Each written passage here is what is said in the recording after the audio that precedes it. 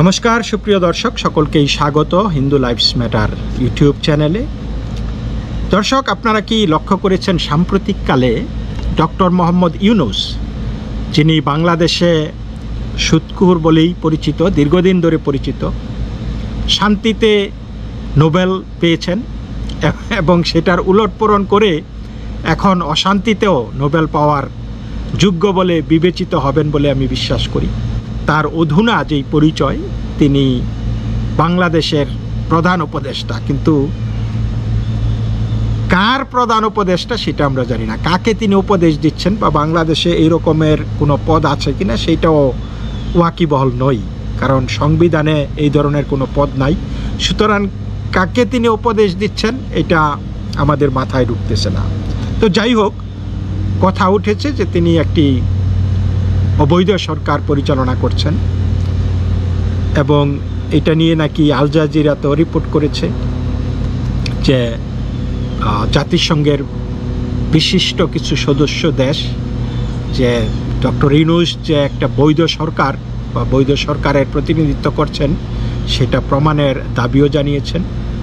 জাতিসংঘ এই সরকারকে অ্যাকসেপ্ট করলো কি করলো না বড় কথা না, বড় কথা হলো দেশের মানুষ তাকে অ্যাকসেপ্ট করবে কিনা। শুরুতে তিনি এত বড় বড় আশা জাগিয়ে তুলেছিলেন, স্বপ্ন দেখিয়েছিলেন মানুষকে, দেশ গঠন করবেন, এইটা গঠন করবেন, সেইটা গঠন করবেন, জনগণের অধিকার নিশ্চিত করবেন। কিন্তু পরবর্তীতে আমরা দেখতেছি যে তিনি গঠনের চাইতে ভাঙ্গাতেই বড় বেশি পাকওয়াস। সব কিছুই যা কিছু ছিল সুন্দর চলতেছিল, একটি সুজলা সুফলা শস্য শ্যামলা একটি উদীয়মান বাংলাদেশ, একটি নিম্ন আয়ের বাংলাদেশ থেকে মধ্য আয়ের বাংলাদেশকে তিনি ধ্বংস করে ফেলছেন। মানুষের কর্মসংস্থান করা, তারপরে গণতন্ত্রকে প্রতিষ্ঠিত করা, আইনের শাসন প্রতিষ্ঠিত করা, একটা সুশীল সমাজ তৈরি করা, এইগুলির বিপরীতে আমরা যা দেখছি বর্তমানে বাংলাদেশে পুরাটাই উল্টা না। যা আমরা একটা আইনের শাসন, গণতান্ত্রিক একটি দেশ, একটা সভ্য জাতি, সভ্য সমাজ বলতে যা বুঝি, ঠিক তার উল্টোটা হচ্ছে এই ডক্টর ইউনূসের আন্ডারে বাংলাদেশ। এইসবের মধ্যে ইদানিংকালে আমরা দেখতে পাচ্ছি যে ওনার গলার স্বরটা একটু নিচু হয়ে আসছে, একটু কাচুমাচু শুরু করেছেন, কণ্ঠস্বরটা একটু নরম হয়ে গেছে। সেই জৌলস, সেই বাঘের মতো ভাব তার মধ্যে আর নাই। ভাবছি বাঘ কেন হঠাৎ করে বিড়াল হয়ে গেল, এটা কেন এমন হলো এটাই ভাবছি। মাত্র কয়দিন আগেই তিনি বলেছিলেন, হুঙ্কার দিয়ে বলেছিলেন, ভারতের চোখে চোখ রেখে কথা হবে, সমতার ভিত্তিতে মাথা উঁচু করে কথা হবে। তিনি হুঙ্কার দিয়েছিলেন বাংলাদেশ যদি অস্থিতিশীল হয় তাহলে সেভেন সিস্টার্সও অস্থিতিশীল হয়ে যাবে। তিনি ভারতের বিরুদ্ধে বিষোদ্গার করেছেন নানানভাবে এবং এও বলেছেন যে শেখ হাসিনাকে আমরা ফেরত না চাওয়া পর্যন্ত ভারতে অবস্থানরত শেখ হাসিনা চুপ থাকতে হবে এবং সেই চুপ থাকা শেখ হাসিনার জন্য যেমন মঙ্গল হবে, ভারতের জন্য তেমনই মঙ্গল হবে। ভাবতে পারেন যে কি ভারত কিভাবে শেখ হাসিনাকে ডিল করবে সেটা তিনি শিখিয়ে দেবেন। মুই কি হনুরে, হ্যাঁ, ভারত এই জিনিসগুলি বহু আগেই ডিল করে এসেছে, আপনারা জানেন। সুপার পাওয়ার চায়নার সাথে তারা ডিল করেছে দালাই লামাকে নিয়ে বছরের পর বছর, এবং দালাই লামাকে একটা রাষ্ট্রীয় সম্মান দিয়ে, একটা তিব্বত রাষ্ট্রের প্রধান হিসাবে সম্মান দিয়েই রেখেছে।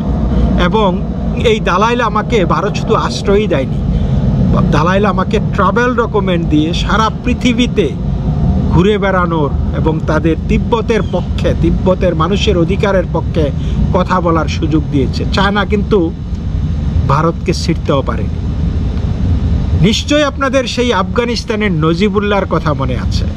সেই নজিবুল্লাহকেও কিন্তু ভারত আশ্রয় দিয়েছিল এবং তার পরিবারের সকলকে পুনর্বাসিত করেছে এবং দালাই লামার মতোই ট্রাভেল ডকুমেন্ট দিয়ে দেশ বিদেশ ঘোরার সুযোগ করে দিচ্ছে। তো সেই ভারতকে ডক্টর ইউনূস হুঙ্কার দেয় শেখ হাসিনার সাথে কিভাবে ট্রিট করতে হবে। শেখ হাসিনাকে চুপ থাকতে হবে, সেটা শেখ হাসিনার জন্য ভালো হবে, ভারতের জন্য ভালো হবে। ভাবতে পারছেন? কিন্তু হঠাৎ করে তার প্রোফাইল এত লো হয়ে গেল কেন? কেন তিনি এত কাচুমাচু হয়ে গেলেন? এখন তিনি বলছেন ভারত আমাদের প্রতিবেশী এবং আমাদের একমাত্র প্রতিবেশী বলা যায়, কারণ চারদিক থেকেই ভারত আমাদের আছে। কাজেই তার সাথে আমাদের সবচেয়ে ভালো সম্পর্ক হওয়া উচিত এবং হবে। ওয়াও! এছাড়া আমাদের গত্যন্তর নাই, তাদেরও গত্যন্তর নাই। দুই দেশের মধ্যে বৈরী সম্পর্ক রেখে কেউ লাভবান হবে না। আমাদের সর্বাত্মক চেষ্টা হবে সবচেয়ে সুসম্পর্ক বজায় রাখা, বন্ধুত্বের শীর্ষ পর্যায়ে নিয়ে যাওয়া, এটাই আমাদের উদ্যোগ। তিনি বিষয়গুলি এমনভাবে বলছেন যে পিছন থেকে তাকে কেউ আইক্যাওয়ালা বাস ঢুকাই দিছে।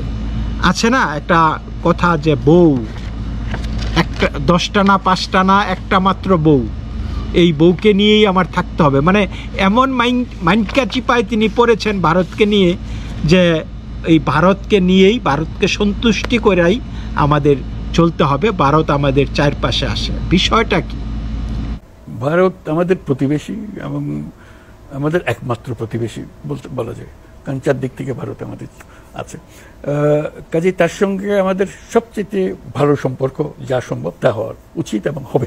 এটা ছাড়া আমাদের তাদেরও গত্যন্তর নেই, আমাদের গত্যন্তর নেই। কারণ কেউ কারো প্রতি বিরূপ হয়ে যদি আমরা সম্পর্ক করে তুলি, এটা কারোর জন্য ভালো না।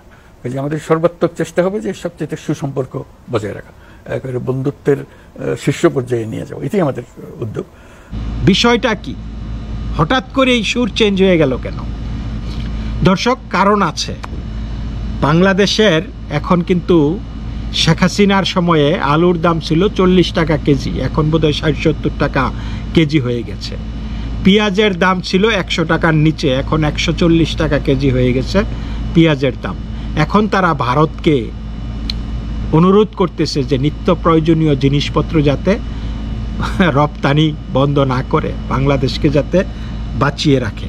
আরেকটা জিনিস, এই যে কিছুদিন আগে শুনেছিলেন যে ইলিশ দেওয়া যাবে না, আমাদের লোকেরা খাইতে পায় না, ভারতকে কেন আমরা ইলিশ দিব? এইটার জন্য কিন্তু এই উপদেষ্টারা ক্ষমা চেয়েছে যে এইখানে বৈরিতার বিষয় না, এটা হচ্ছে চাহিদার বিষয়। আমাদের দেশে আমরা এই রপ্তানি বন্ধ করে ওই ইলিশের দর পার কেজি 1000-এর নিচে নামাতে পারিনি, এই জন্য আমাদের জনগণের অনেক প্রবলেম হচ্ছে, সাধারণ মানুষ ইলিশ মাছ খেতে পারে না। সেই কারণেই আমরা আপাতত ইলিশ মাছ রপ্তানি করা বন্ধ রেখেছি। এই হলো বাংলাদেশের ভাষ্য, এবং তারা ভারতের মানে পিঠে হাত বুলিয়ে সামহাও ম্যানেজ করার চেষ্টা করতেছে।